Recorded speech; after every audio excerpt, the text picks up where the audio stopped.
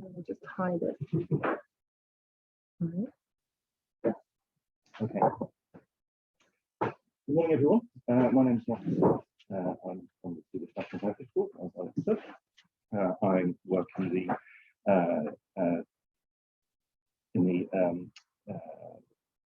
getting my words now, in the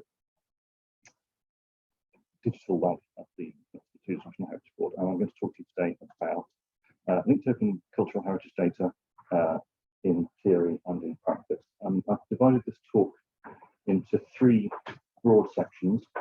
Firstly, going over some terms. What is FAIR? What is linked open data? What is LDF? What does it mean? That's the theory part.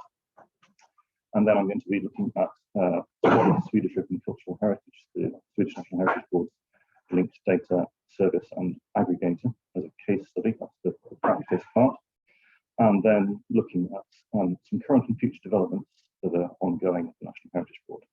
Some of this will be familiar to a lot of you, other parts maybe not, but hopefully there'll be something new here and interesting for everyone.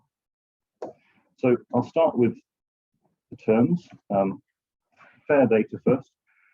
This is a set of principles that arose from the open science movement in the past decade or so, and it's really about being able to reuse existing data that's been produced in research contexts, to verify conclusions, and to take that information further.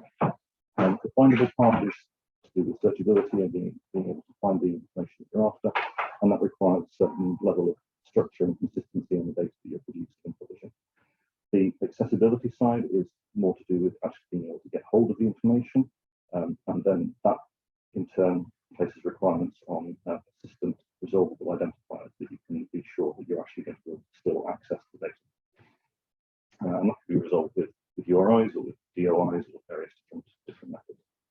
Interoperability is to do with using shared and common terminologies, having some kind of shared key that allows you to combine data from multiple sources, usually using standards or shared reference. And then the reusability is mostly to do with how you can take that information further, how you can make use of it, and concerns primarily the right statements, both machine readable and human readable. So that's FAIR data.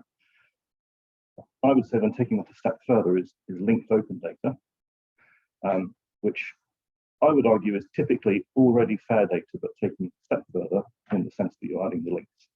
Linked data is part of the set of technologies that underpin what's called the semantic web.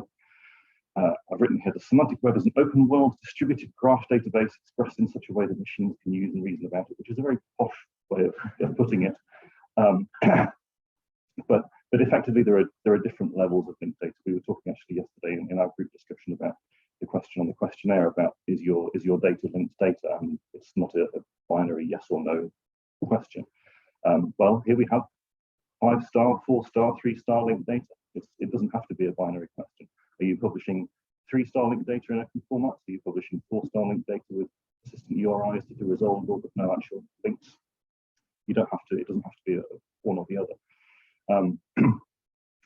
And linked data then is how we enable this semantic web by publishing data into machine readable format. There's two aspects to linked open data. There's the linked part and the open part. I'm going to take the open part first because it's simplest, I think. Open data just means that the data has open licenses. It has right statements that allow you to reuse the data. For material that's out of copyright, that just means putting a public domain mark on it. For material that's still within copyright, that means having an open license, typically Creative Commons, but there are other open licenses, open database licenses, for example, that allow the data to be used and reused by others, subject to certain conditions, typically. And then there's the linked part. What do we mean by linked data? Well, I would say that the semantic web is pretty much like the web that most of us are familiar with from our web browsers, except instead of a web of documents that are linked, it's instead a web of data that is linked. And instead of them being generic links that just say that there is some kind of relation between two documents, the nature of that relationship, the nature of that connection is also described as part of the link. That's the semantic part. So it's not just that two things have some connection, it's that they have a specific kind of connection. But other than that, it's the same kind of principle as the web. It's data published across multiple domains across the internet that can be interlinked. And the way that we publish data as linked open data is using RDF, the Resource Description Framework. RDF uses URIs as identifiers primarily. Often they look like resolvable URLs, and often they are resolvable URLs, but they don't necessarily have to be. They can be URNs, which are just identifiers that don't resolve. You need to go through a service. RDF is composed of very simple statements called triples that consist of a subject, a predicate, and an object. The subject is the thing you're talking about, the object is the thing that you want to connect it to, and the predicate describes what the nature of that relationship is. So in this example, we have an ancient monument here, and then we have a find, an artifact, and we relate that find by saying this find was found at this monument. Then we have a photograph. Photograph depicts the find. We have fieldwork documentation, which describes both the monument and the find. And these are all the subject, predicate, object relations that allow us to build this network graph. RDF is a kind of a high-level meta model, I suppose. In terms of concrete serializations, there are a few that are popular. RDF XML is probably the most frequently encountered. JSON LD, which is just JSON but with inbuilt support for linked data, is becoming more and more popular. But there are other serialization formats for RDF as well. Turtle is very human readable. I'm going to be using a few examples in Turtle later on. And then there are some other more niche but overlooked but extremely useful in particular circumstances, formats like canonical n triples, which is useful, for example, if you want to diff two different graphs, if you want to look at the differences, if you want to cryptographically sign a graph, canonical n triples is very useful. And then to query this RDF data, we have a specific query language, Sparkle, which looks very much like SQL, that many people will be familiar with from relational databases, but works across this distributed federated search. So I'm going to go a bit into what RDF looks like in practice. Like I said, we have the subject, the predicate, and the object, and the predicate is the part that describes the relation. So it's in the previous slide, it's this describes, found that, has type, all of those. And typically, all of these will actually be in the form of URIs. So these are the unique identifiers for the subject, for the predicate, and for the object. And this already is valid RDF. These three URIs with a full stop at the end, that's valid RDF as Turtle. The object doesn't necessarily always have to be a URI, and often we will add a sort of a namespace, a prefix, just to make it more readable. The object part doesn't have to be a URI always. It can be a string value. It would be a very limited data format if it can allow string values and other data types. It can also be what's called a blank node, which is just a node in the graph that doesn't have its own identifier, but is still there and then can be linked onto other things. But from these very basic building blocks, these triples, you can then build this knowledge graph by relating different nodes together. Yeah, you can also have attributes attached to the strings, so you can specify the language, or you can specify other data types. You can specify the string isn't just any string; it's a date or it's a number. Or so RDF is how you build and express your data, and you can, in theory, just use any made-up URIs and any made-up relations you like to publish as RDF. That's great, but it's not particularly useful in terms of interoperability if anybody else needs to use your data. So you can use what are called schemas to describe the data model that you're using, and schemas expressed as RDFS, RDF schema, are just sort of lists of the kinds of properties and values your data might include. Going a step further, you might want to implement ontologies, and ontologies in RDF describe what the meaning of those kinds of relations might be and what they entail, what inferences can be drawn. So if a particular condition holds, then you can infer that certain things. So for example, if you have a person and you relate them to another person. You say this person has child, and then the child, you say this is a boy. Then you can infer, through L, you could infer that, okay, well, this child is the son of that person. You can infer that this person is the parent of that child. You don't need to express these relations explicitly. If you describe it in an ontology, you can infer that those relations must exist, even if they're not explicitly expressed. For a long time, RDFS and L were the only kind of ways to validate RDF. There wasn't really any kind of data validation in the sense that you might expect from, for example, the XML world.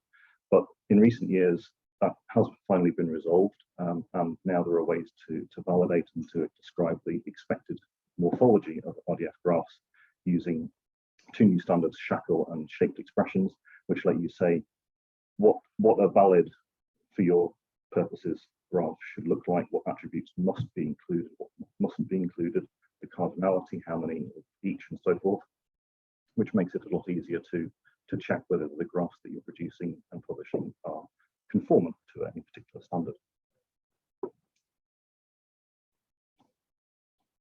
So I'm not going to go through all of the different standards that exist, but a few that are particularly useful, particularly if you're getting started in RDF. Dublin Core and schema.org are very generic, basic standards for describing data. They're not particular to cultural heritage or geographical data. They're the kinds of things that you might find nowadays on most websites for search engine indexing. Both friend of a friend is very useful for describing relations and attributes concerning people and institutions. And then specific to cultural heritage, the really big one, I suppose, is Sinox CRM, which we've already discussed, which is now for a number of years expressible as RDF. It's a fairly high-level abstract model, and it's event-based, so that means it's not necessarily useful for all applications, but it is a very widely known and adopted standard. There's also EDM, the Europeana data model, which is specific to the Europeana platform. I'm going to come on to Europeana a bit later, but it's a much flatter model, I suppose, and a lot easier for a lot of memory institutions to map their internal data model to the EDM model. So that's also useful and relevant. So schemas and ontologies describe how you're expressing your data and what the implications or the meaning of that might be. Vocabularies and authorities describe more what kinds of things they may include and what terms you're going to be using. You can use RDF schema to create simple controlled vocabularies that basically just lists of terms as part of your schema. But to go a step further, to have multi-hierarchical complex vocabularies, SORI, there's a really useful RDF application called SCOS, Simple Knowledge Organization System, which lets you describe terms in a hierarchical and multi-hierarchical way and relate them to other vocabularies that might be describing a similar or overlapping area. And I would recommend, if anyone's new to RDF and is not sure where to start, SCOS is a really good place to start, because it's a very simple and limited RDF application that is nonetheless quite powerful. If you read the spec, it's actually quite easy to understand. There are a limited number of attributes, but you can really make good use of it. So it's a good place to start, I think, if you're learning about RDF for the first time and how to express the SORI vocabulary. Vocabularies and authorities are essentially these shared keys that I was talking about in the FAIR portion, where you're wanting to relate your data to something that other data sets might also relate to. And in the case of vocabularies, they're often shared identities for the concepts. So you're using them to describe your data. You're saying that, in this example, you might be saying the artifact is made of a particular material, and instead of or as well as writing the name of that material in your language of choice, you might also link to a URI that in a language independent way represents what that material is. You're saying this is the URI that we've chosen for copper, and it's a URI that other people use for copper. But You might also be using what are called authorities as an instance of a particular person, place, or thing that you know that other people are using. So in this example, we have something that is describing Gustav III, and we want to make sure that when we write Gustav III in our data set, that we're not referring to this painting, which is called Gustav III. We're not referring to this play by Strindberg that is called Gustav III. We are referring particularly to the person, the King Gustav III, and we're to make that unambiguous. We're using an already published unique URI from, in this case, from the Swedish Royal Armouries that represents Gustav III, and that's a URI that other people are also using. So when we combine data sets, we can be sure that we're talking about the same person. It doesn't matter whether the spelling in the name is different, whether the language is different. We're unambiguously using a shared identifier that is published. For many use cases, I would say for most use cases nowadays, there are existing vocabularies and often fairly well agreed upon authorities for most things. If there aren't for the data sets that you're working on, then you can absolutely create your own. I would encourage you to do so, or augment existing vocabularies. Often vocabularies are published with only English or only a single language, and it's quite easy to augment them by adding translations to the local language. And also to relate vocabularies to one another. So in this example, this is a part of the vocabulary that we publish at the National Heritage Board in collaboration with Uppsala University, and it describes the kinds of profile styles that occur on Swedish runestones. And in this particular case, profile style 4 in runestone terminology happens to be basically the runestone version of Urnes style that you would encounter in Viking art elsewhere. And Urnes style has its own URI with the Getty Art and Architecture Thesaurus. So in our vocabulary, we say, well, these two things are the same. What we call profile style 4 in runestones is an exact match for what we get to call Urnes style. And with those kinds of links, then a smart user agent can say, well, okay, I don't understand what these profile style things are, but I do know what Urnes style is. I do understand AAT. And this relation means that, okay, I can understand parts of this data that otherwise would be opaque. Again, I'm not going to go through all of the relevant standards, but some useful tips. Getty AAT, I've mentioned already. The Art and Architecture Thesaurus is really useful. Period O is a fantastic resource as a geographically bounded gazetteer of chronological periods across the world. Very useful for relating dating resources to. Fish and heritage data is quite UK focused, but is again really useful for monuments types, for periods, for archaeological methodologies. There are various different resources for personages, particularly authors and works from the library sector, as well as the various national libraries that might be relevant to you. There's also the VIAF, Virtual Internet International Authority File.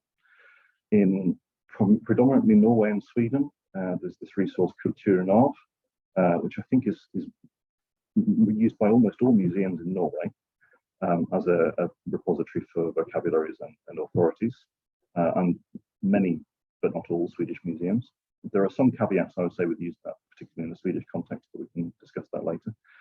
In Finland, there is a fantastic resource, Finto, the National Vocabulary and Ontology Service. I wish we had something like that here in Sweden, which is a national initiative for managing and publishing vocabularies across various different domains. And then, of course, there is always Wikidata, which is a fantastic resource for relating one authority or concept to multiple others, because it functions as a kind of node linking out to various different authorities. Specifically for geographical data, we've got GeoNames, which has kind of become a de facto authority for geographical and administrative entities across the world. Pleiades. In Sweden, we have Tora, which is an initiative from the Swedish National Archives that covers toponyms and how they move, how they change both in time and in space. I'm not going to talk about Glodias either, but it exists. And again, we have Wikidata. And then finally, I just thought I'd talk briefly about sustainability with linked data. link rot is a particular danger, more so than it might be even with other resources. But minting persistent identifiers, persistent URIs, is a solved technological problem. It's really a question of institutional commitment to maintaining identifiers rather than any kind of technical complexity with maintaining them over the long term. As with any digital project, it's important to have a management plan over the long term and to have a plan for how digital resources, particularly those with persistent identifiers, might be end of life, and what happens to them after that. How do you ensure continued access even once the resources may be taken offline, making sure that it's archived and still can be accessed somehow. There are particular challenges with linked data there because suddenly URIs become unresolvable, but again, there are technical ways around that. So now I think I'll move on to the practical side of things and take an example of Swedish Open Cultural Heritage, which is the Swedish National Heritage Board's linked data service and aggregator. It contains a lot of Swedish cultural heritage. It's actually a collaboration SOC or course on circus. If I say course on circus, sometimes it's because that's what it's called in Swedish, and that's what I'm used to calling it. But SOC is a collaboration between the National Heritage Board and 80 other cultural heritage institutions. These are some of they. It's been going since 2010, and while the service itself is maintained by the National Heritage Board, we have these 80 other partners, mostly museums, but not exclusively. We have some regional and local archives as well. It's been going for over 10 years now, and the mission of SOC Course and Circ is to make it easier for people to access and to reuse cultural heritage data. And there are three main parts to it. There's the technical infrastructure and the content, which is what I'm mostly going to focus on here. But it's also worth remembering the network partners, and they collaborate. They have meetups that we organise where they can discuss shared challenges, shared desires for further development, resolve problems that are common within the museum sector and linked data. And it's a useful resource in that sense that they have this forum to discuss and collaborate. Becoming a partner in SOC is free and it's voluntary, so all of these museums have become partners of their own free volition. We do require that collections have a stable long-term management, so we don't accept, for example, one-man museums. We don't accept data from time-limited projects that don't have a long-term sustainability plan.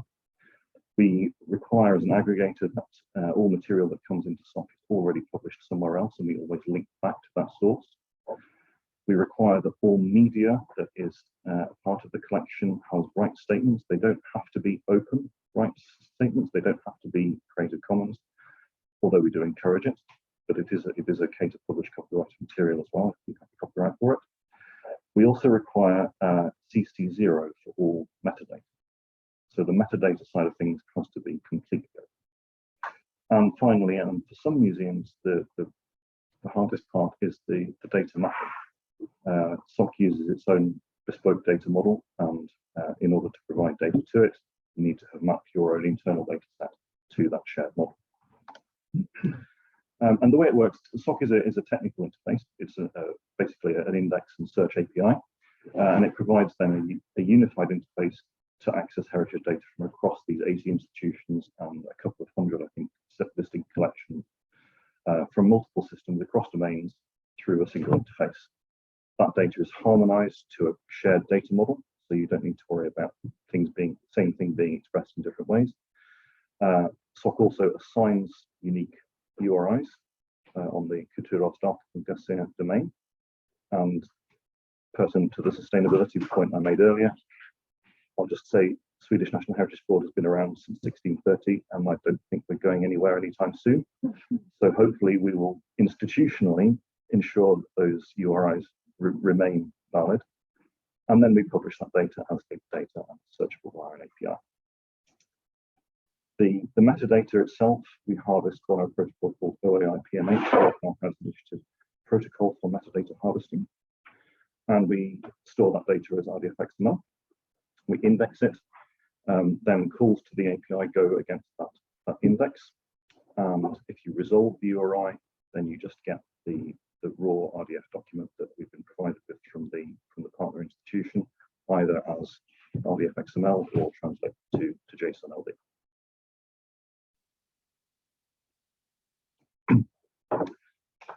At the present time, we have almost 9.6 million records in SOC from these 80 institutions. Most of it is artifact records, photographs from museums and archives. We also provide our own data to SOC, so there's also ancient monuments from the Cultural Environment Register, historic buildings. Just over half of those records have associated images, so they have media. And just over 2 million are also have geodata in terms of either points, lines, or polygon coordinates. Even more have geodata in terms of just string place names or links to, for example, to geonames, to geographical authorities. But aside from the photographs and monuments and artifacts, we have a bunch of other stuff. There's documents, there are publications, we have archaeological fieldwork reports, we have maps, audio, video, all kinds of things. People, events, everything. But in SOC, we only harvest and store the metadata. So if there are images associated, we don't take a copy of that. It's just the metadata. That's all that we harvest, that's all that we index. If you're browsing a service that is built on the SOC platform and you see the images, those are images that are being fetched directly from the source institution. We just have the links. As I said, all the metadata is CC0. We require right statements for any media, and while it's not a requirement that it's open, the majority are. And I think it's just worth pointing out here, again, these 80 institutions have joined up with SOC of their own free will and have furthermore chosen that about 94% of all of the data they provide is either public domain or licensed with some kind of Creative Commons license. Only about 6% is within copyright, and I think that's pretty fantastic, actually. Less fantastic is that SOC used its own bespoke data model. Like I said, it's 10 years old. Standards for such things were not as well established when SOC was created as they are now, and it doesn't really use much from the existing standards that are used elsewhere. It borrows a little bit from Sidoc CRM. But it's mostly artifact based, and we use what we call contexts to describe points in the life of an artifact or a photograph, when it was taken, when it was created. Kind of like Sidoc, but not really. And then coming back to the linked data thing, the way that SOC describes these things using RDF, both in terms of describing the records themselves, but also links between records. Again, it comes back to these subject, predicate, object. We have artifacts that are depicted by images. We have documents that describe monuments, that we relate records to one another, both within data sets, but also across data sets, and even out to the rest of the web. We have links out, for example, from many institutions to Wikipedia articles that are about the artifacts and monuments that they're describing, to additional images from Wikimedia, to authors with BIAF, to shared vocabularies, some of which I've mentioned already. And all of this is searchable via SOC's API. It's a bit of a unusual API, I suppose, in 2022. It's not REST-based, but it's not that complicated to use. Maybe some people would disagree with that, but it's fairly straightforward. There are various different methods. So in this first example, we have method search. The query string that we're looking for is anything in text that contains the string runestone, and a record that is of item type photograph. So we're looking for photographs that say that they are of runestones. The second example isn't looking for particular records, but rather it's using the URI of a record that we already know the identifier for to find other records that are in some way linked to it, get relations, find everything that links to or is linked from a particular record. And you wouldn't necessarily get all of these relations just by downloading this record, because you would only get the things that that record links out to. But there might also be things that link to it.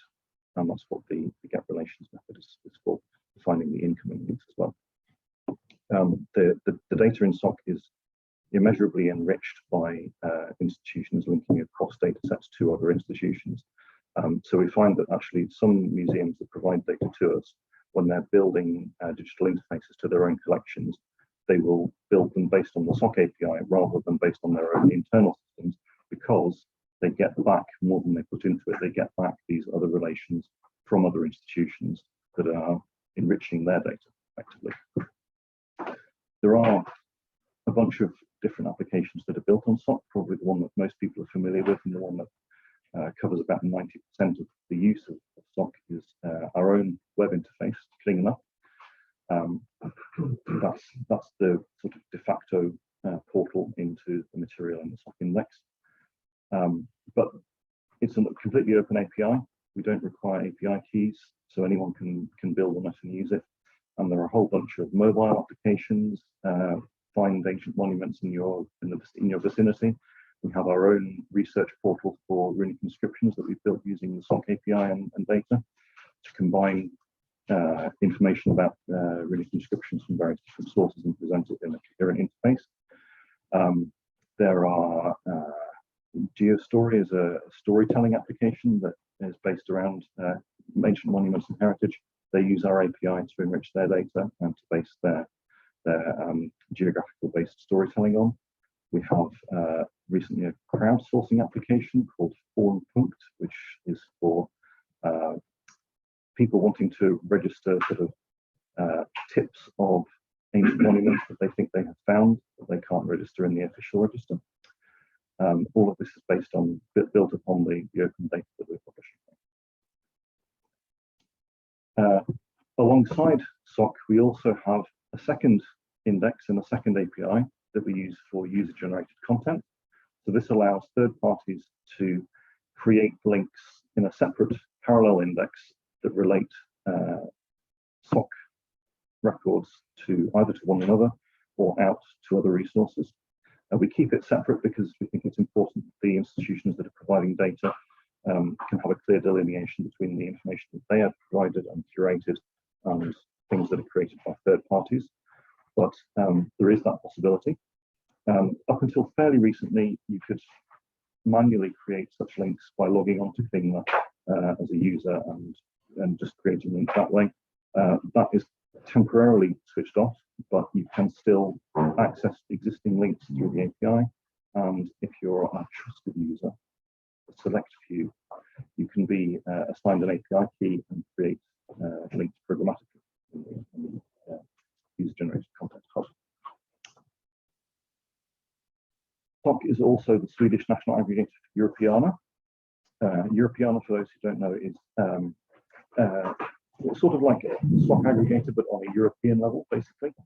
So it's taking information from various different European countries and bringing it into an even wider context.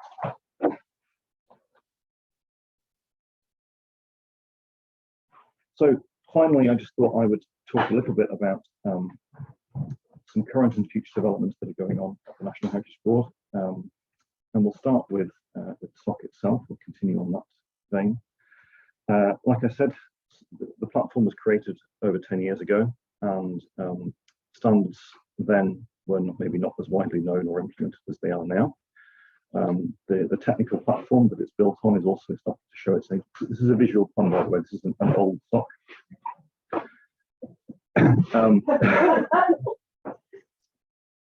What we would like to do really is to bring it into 2022, 2023, and rebuild the platform from the ground up.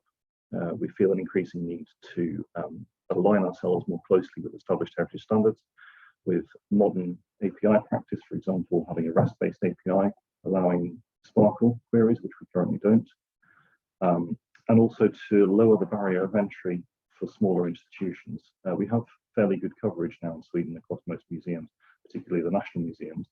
But for smaller heritage institutions who maybe don't have the resources or don't have the technical capability, we would really like to enable them to also contribute and have their data in SOC without having to go through maybe the onerous process of starting an OAI PMH server and mapping all of their data to a weird data model. So in short, we're going to build a new SOC. We're going to rebuild it from the ground up. This is happening in a broader context. At the Swedish National Heritage Board, we have a new initiative to promote and enable and help museums to digitize their collections even more. And SOC is going to be part of a broader infrastructure for digital heritage. It's going to be a key part, but it's not going to be the only part. And hopefully this is then going to enable not only museums who are curating and producing the data, but also for developers and researchers and the general public to have easier access to cultural heritage. We feel a need to not only rebuild the technical platform for SOC, but also to rethink the data model. The current data model, as I said, is bespoke to SOC, and it's had its time, I think. It's increasingly difficult to relate it to anything outside of the platform. And so what we would like to do is align ourselves more closely to existing standards, and also, as I said, lower the barrier for entry. So the idea at the moment is that we will have a three-tier data model. The minimum requirements would be that data must be provided as just simple Dublin core and schema.org with right statements and nothing beyond that. And the idea with this is that for many, particularly smaller institutions, they're already publishing their data on their websites that are implicitly or explicitly tagged as Dublin core and schema.org for search engine optimization. And this would enable us to maybe start harvesting data directly from websites without any particular technical interventions on their part. But what we would really like for the sort of the standard tier is for museums to map their data to EDM, the Europeana data model. And the reason for that is partly that EDM is a fairly flat and stable model, and it's made with museums in mind. So it's often quite easy for museums to map their existing data models to EDM. A lot of museum systems already have an inbuilt mapping to EDM. For example, Primus Digitalt Museum is the Norwegian aggregator to Europeana, so they already have a system in place for mapping to EDM. So the idea here again is to make it easier for data providers to map their data to something that SOC can consume.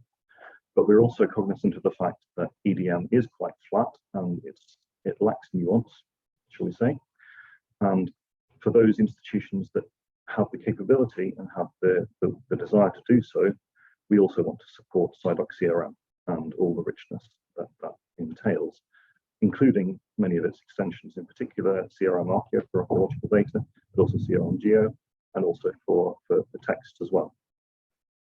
And then alongside this, we would also like to have support for IIIF, which increasingly is becoming the standard for publishing linked data about images. And that would not have any kind of requirements on the other two layers. So those are our thoughts at the moment, but we're still in the planning stages for a new SOC. But in summary, then, the idea is that we would have a new data model, we'd have a new technical infrastructure, crucially, also better support for external resources. And that means not only links to external vocabularies and authorities, but also there's always been a kind of a tension with SOC that it's a linked data service, but it's also an aggregator. It's instead of being distributed across the web, it's gathering all of this data into one place with one set of URIs on the single domain, which is kind of counter to the whole idea of linked data as a distributed network. The reason for that is that in Sweden, at least, most cultural heritage institutions are not at the stage where they have the resources or the technical skills to publish and maintain their own linked data services. But increasingly, they are coming to that that point where they can, and we think that it's better if they can, that they should be able to. So one of the things that we really like to do in SOC 2.0 is to allow those institutions that have that capability to be indexed in SOC without necessarily having to publish their RDF solely through SOC, that they could mint and maintain their own URIs. But as I said, we're only in the planning stages at the moment. Things have been a bit delayed during 2022, but the plan is still that next year we will be able to start development and start building this new architecture. So I'll be hopefully presenting our great success in a future conference. And then just two more things finally. We have an ongoing project called RDF, which is funded by the Swedish Foundation for Humanities and Social Sciences in collaboration with Uppsala University and other universities. This is a 3-year project which is about to enter its final year. And it's basically about getting digital archaeological fieldwork documentation that was produced at the National Heritage Board by its fieldwork unit between 2000 and 2014, which exists in what are called, it exists in a system called Intrasys, which is a very common archaeological fieldwork recording system in Sweden. To take that data, which is in a proprietary format, and publish it in open formats to make it more accessible, to archive it in open formats so that it is preserved, and make it fair and integrated as linked data through Swedish Open Cultural Heritage. So the idea would be to not only publish it in open formats, but also relate that documentation to the monuments that it describes and to the fieldwork interventions that we have. In addition, the plan is also to develop a kind of information model for digitizing analog archaeological fieldwork documentation, which we have stored in our paper archive. The next step of this project, RDF, which ends next year, is a project which we're just starting this year called Swedig Ark, which takes that idea of archaeological fieldwork documentation and publishing it as fair data in open formats to the next level by integrating all kinds of additional archaeological data. So things like 3D scans, carbon-14 dating, various different kinds of laboratory analyses, isotopic analysis, paleontology, all kinds of stuff, dendrochronology, all of these various scientific disciplines that contribute to archaeological research, and doing the same thing for them. So expanding from a particular case study of 3,600 particular fieldwork documentation results to not all, but maybe most of archaeological fieldwork documentation, and also the supporting data from these other disciplines. And this Swedig Ark is going to be built primarily on the new SOC 2.0 system that we're going to build, because the current system, the data model just wouldn't support all of that. But we know that we can express it using, for example, SIDOC CRM, Archaeo, and those extensions. And so the idea is to take all of our digitized data and publish that as fair data, but also index it and make it linked data through the SOC platform. That's all I'm going to say for now.